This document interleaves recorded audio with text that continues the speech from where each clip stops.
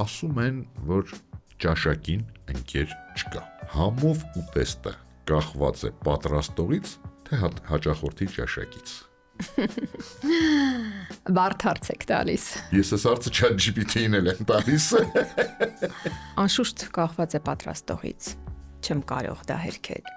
Պատրաստողի հմտությունից, պատրաստողի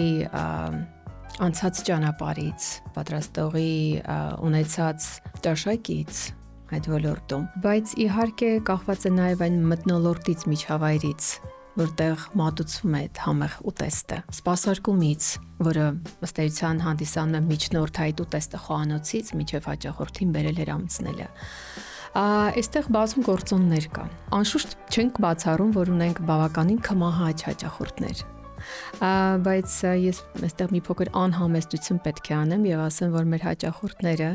ըստ էության մենք այս վերջին 20 տարիների ընթացքում ստեղծել ենք 17 ռեստորան, 11 հայեցակարգեր, սկսած հայկական խոհանոցային հայեցակարգերից, վերջացրած եվրոպական եւ բարձր խոհանոց։ Շատ քիչ դեպքերում է, որ մեր հաճախորդը մեզնից գնում է այսպես չբավարարված։